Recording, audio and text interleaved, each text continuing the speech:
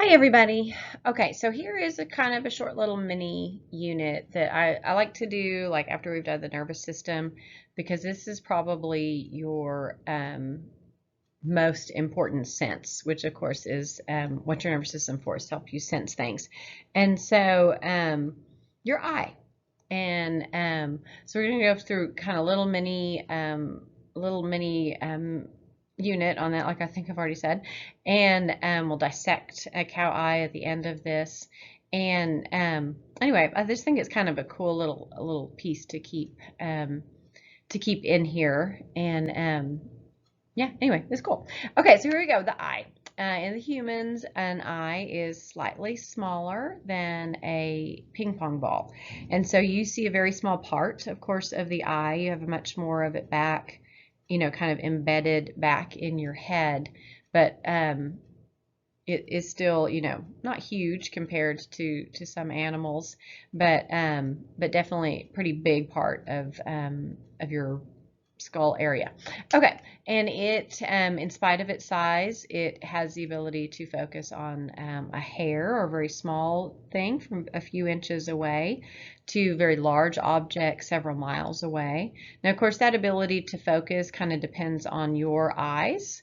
Some of you wear contacts or glasses to help kind of help give your eye a little boost to see certain things, but typically 20/20 vision, you have the ability to see very small and very far pretty easily. Of course, the function of your eyes is to see, and your eyes are supplying a continuous amount of information to your brain, of nerve impulses to your brain when they are open. I know that you can tend to kind of zone out after you've stared at something for a while and that kind of stuff. Your brain is still sending the information, excuse me, your eye is still sending the information. Your brain is just choosing to ignore it at certain points, but it is continuous, the amount of information that your brain is getting. And when your eyes are closed, the function of the eye switches and it works to repair damage potentially to other parts of your eye. It maintains the eye system itself, and so it's a constantly working part of your body. Your eyes are controlled by lots of muscles. There are multiple muscles around your eye that help it to move, that help your eye to focus. It's thankfully one of those things that you don't have to think about, because otherwise you wouldn't get anything else done. Okay, then finally, what is your eye really doing? It is taking information from or through, I guess you could say, photoreceptors. And these are specialized neurons, and they are covering the back of your eye. It's like back in your head, the back of your eye. When we dissect the eye, we'll see that part of it. They are covered by these photoreceptors, and they are stimulated by light and by the different amounts of light and all that kind of stuff to help tell your brain what is around you. And then there is an optic nerve fiber at the very back of your eye. It leaves the eye, carries all of that information to your brain, specifically to the occipital lobe. Okay, so now some of these it's kind of the structures, or like the parts. First off, the layers. The outermost layer, you have the white of your eye, and it is the white part is called the sclera, and this is a white kind of fibrous tissue. It helps to keep the shape of the eye. It's kind of like a girdle around your eye and helping to maintain the pressure and the size and all that kind of stuff. There is a transparent portion of your sclera, and that's your cornea, and that lets light in, because remember, that's what your eye is interpreting. Your cornea is an area of your eye that lacks blood vessels. And so it's not getting any nourishment from the blood, but it is getting nourishment from the fluid that's under it, which we will talk about in a little bit. And so it is like, right in the front of your eye. That's where your cornea is. Then you have a middle layer, and that's called the choroid, and it is very thin, very flat, fragile, lots of blood vessels that nourish the retina, which is basically the back of the eye. And this is also where the color of your eye is. This is the iris, and the iris contains lots of muscles that are helping to control your pupil, which is the next part of the middle layer. And it's not really a part, it's kind of just a hole. And this is what is letting light into your eye. Your iris controls that. And so in places where you have lots of light, the pupil is very small because your iris your eye doesn't need that much light, so your iris kind of closes your pupil down. In the dark, your pupil gets really big because your iris is opening it up so you can get as much light as possible. When you go to the eye doctor and they give you something to dilate your eyes, they're basically giving you like a muscle relaxant for that iris that just makes it open up. They do that so they can see more in your eye. All right, and then the inner layer.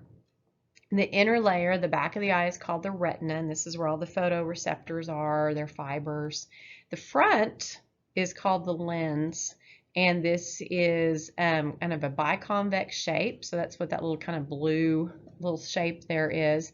It's a semi-solid. It's supported by the muscles and the ligaments that are around it.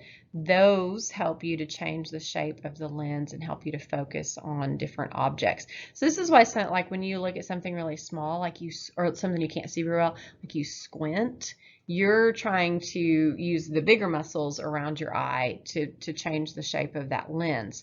And that's what actually helps you focus or not.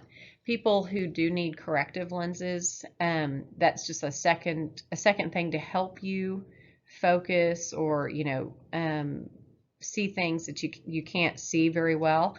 And notice that not so much anymore just because of the advances in lenses, but it used to be like people with really bad eyesight had really thick lenses, like they call them Coke bottle lenses. You do the same thing with your eyes when you're squinting, or when when you're old like me and you do the whole you're trying to you look at it weird.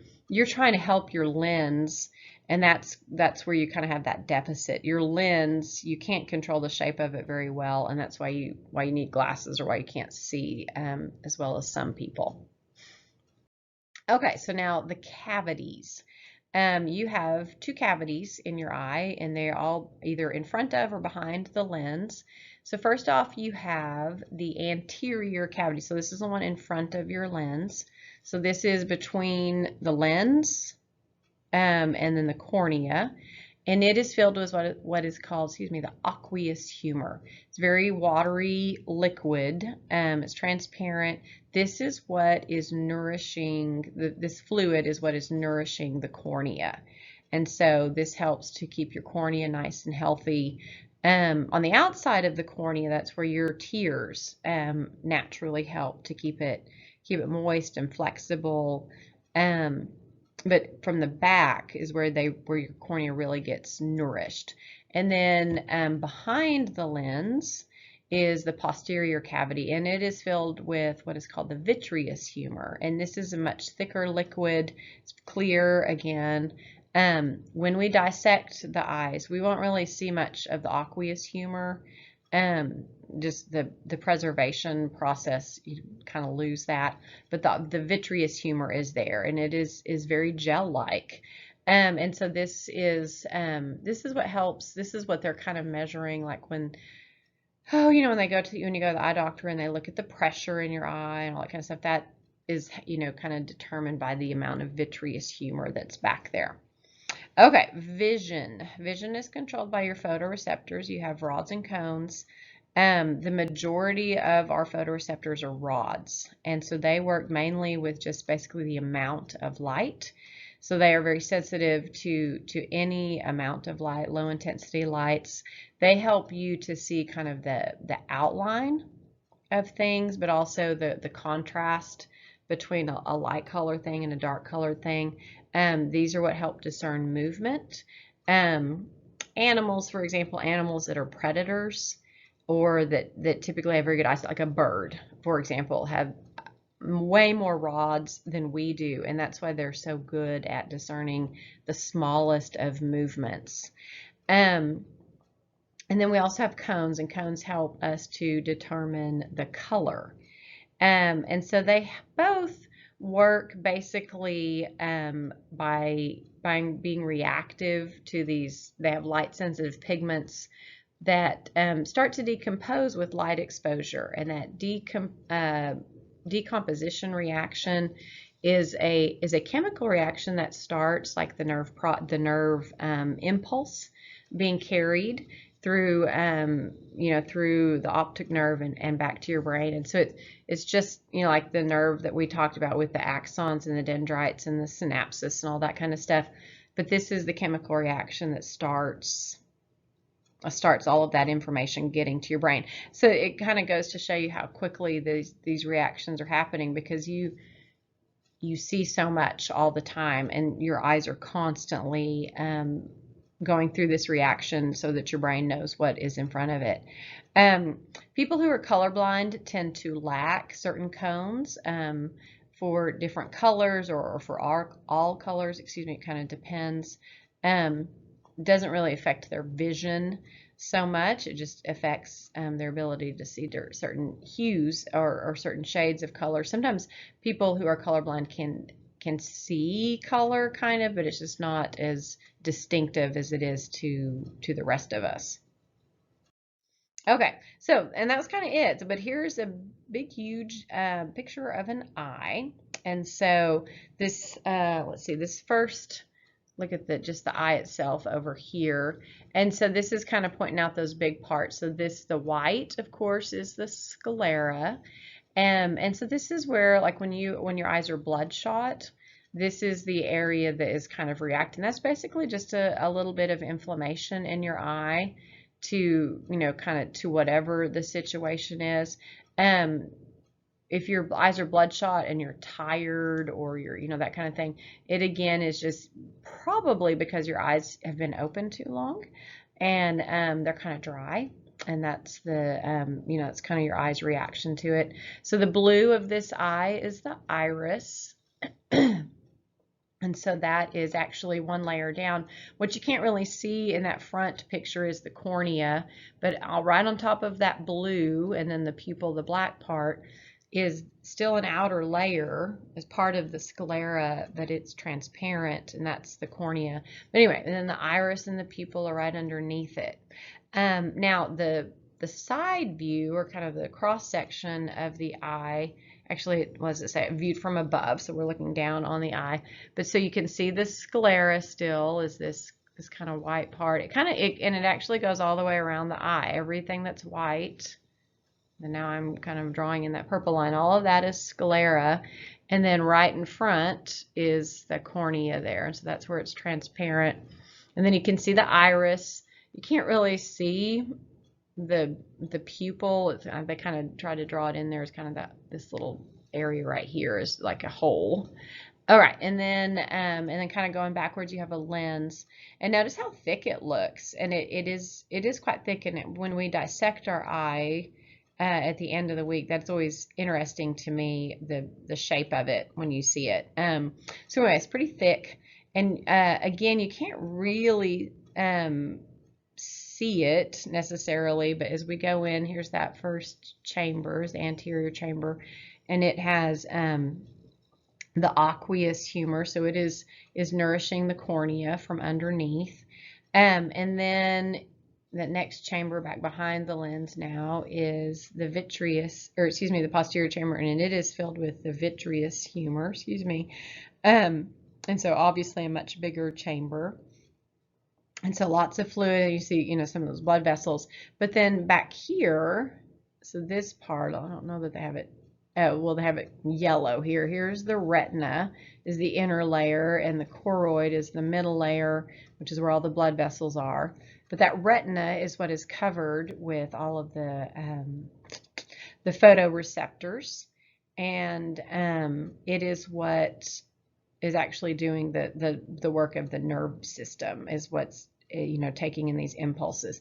And then somewhere back there were all of the the fibers, the nerves coming off of each photoreceptor, where they meet up and they join together to form the optic nerve.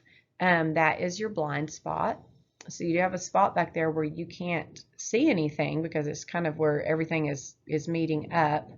And then it leads on back, and somewhere back here gets to kind of strange to me. It kind of goes all the way around into the back. That's because your occipital lobe is back there. Your eyes obviously are in the front, but kind of travels around. Excuse me, and then that's where your brain interprets it. So anyway, so there is your eye. Pretty stinking cool. So anyway, of course, ask me questions, as I know you will in class. And the last page, if you flip over to that, it is some links to some different eye tests, which hopefully we'll get to do in class. So anyway, excuse me, I will talk to you guys later. Bye.